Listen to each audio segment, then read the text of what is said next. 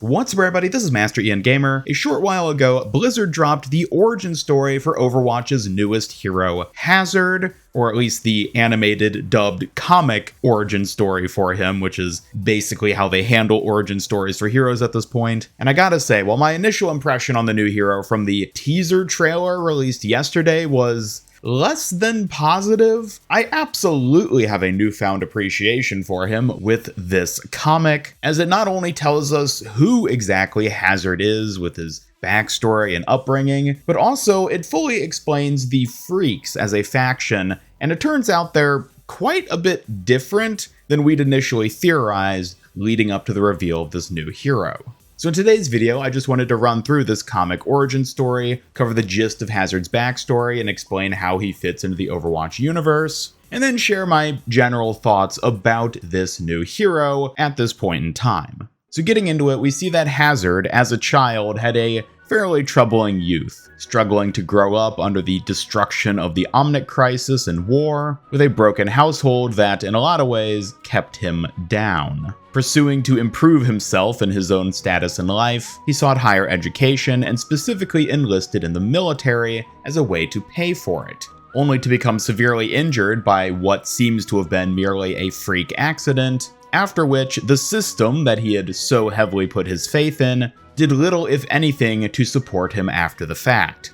Having lost multiple limbs and no longer able to perform his service in the military, he was resigned to barely getting by, before finally becoming affiliated with a group who might be able to help him. The Freaks, as we're introduced to here as a sort of back alley cyberpunk gang, not only gave him better mods, but also a sort of found family. Together, they began partaking in a lot of crime, seemingly mainly focused on revolutionary type behaviors, tearing down a broken system that has imprisoned them by fighting injustice in the typical sort of revolutionary sense, seemingly making heavy use of Hazard's newfound cybernetic augmentations as a way of doing so, with their revolutionary work stretching from what we can see in the images here, at least across multiple parts of Europe. The actual outcome, though, of this revolutionary work seemed pretty minimal, at least from their own perspective, and as such, they decided to turn their goals higher, focusing specifically on Oasis and the vanadium that was being stored there. Now, there's a bit of ambiguity here as for how they gained intel on Moira and the vanadium. It seems very possible that Moira may have intentionally let them learn of the substance, perhaps anticipating their next course of action, which is for the Freaks to make their way to Oasis and steal said substance, which of course then leads directly into the initial animated teaser we saw released previously.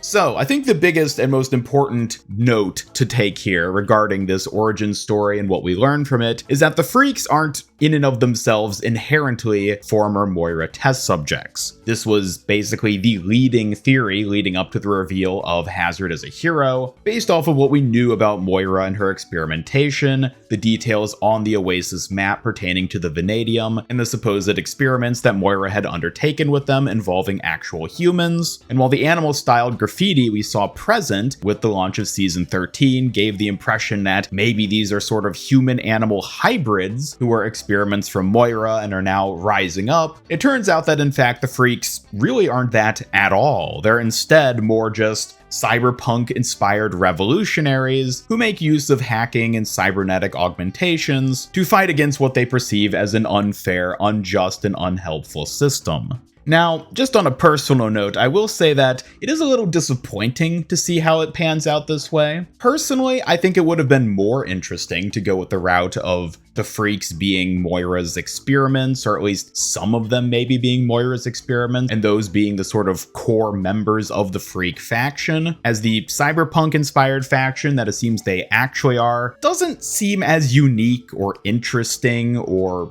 special. Cybernetics are pretty commonplace within the Overwatch universe. I mean, basically half the hero roster has some degree of cybernetic implants, if not outright prosthetics or full-on cybernetic bodies. So the idea of a specific cyberpunk faction existing in Overwatch doesn't feel as special as I think it would have in a lot of other IPs. I mean, we even already have other factions that feel like they're basically this. Los Muertos, the gang in Mexico of which Sombra was formerly affiliated, already sort of had that vibe of cyberpunk hacker type people. So the Freaks being just that again, but like a Scottish version of Los Muertos, does feel a little redundant. But either way, I am glad that we now actually have information on who these people are. We have a better understanding of what it is they're trying to do, how they actually play a role in the Overwatch universe, and how it pertains to the new hero and the events we're seeing unfold. Now, as for Hazard himself, I must say, I was not a very big fan of him at all based on that initial teaser. His character design I thought was incredibly bland and uninspired, and his name, Hazard, is probably the worst hero name I've ever heard in my life. And while I must say, my appreciation for the character has gone up significantly following this origin story comic, both of those factors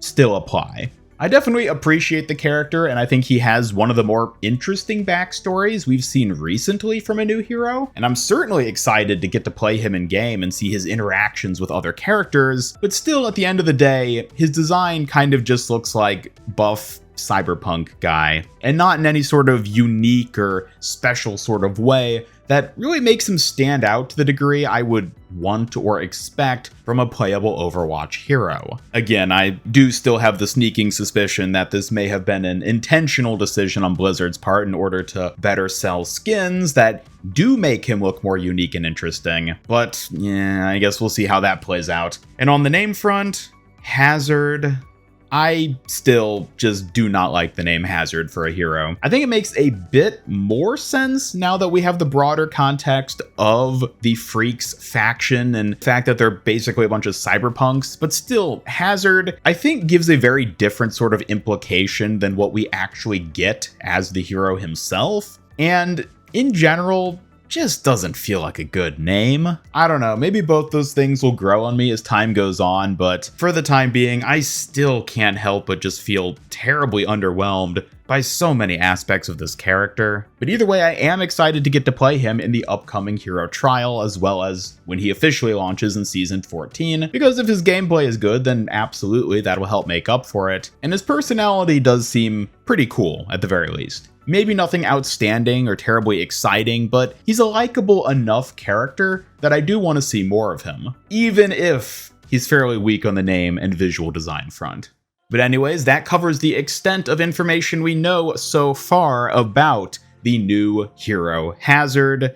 Even just saying it, Hazard, I really don't think I'm ever going to be able to get over that. But anyways, I would love to know your thoughts on Hazard, the new information we know about him. What are your thoughts on the origin story? Do you have a newfound appreciation for him as well following this new information? Or maybe you still consider him to be a lackluster new hero? Either way, I hope you tune in this weekend for when I'll be streaming him live during the hero trial, starting on Friday. And in the meantime, be sure to subscribe, hit up that bell icon, follow me on X, and join my Discord server to never miss out on any future Overwatch 2 news streams and other content. Special thanks to my YouTube channel members who help make these videos possible, and if you'd like to join them to earn some cool rewards, then just hit that join button down below. Otherwise, this is Master Ian Gamer signing off, and until next time, have a great day.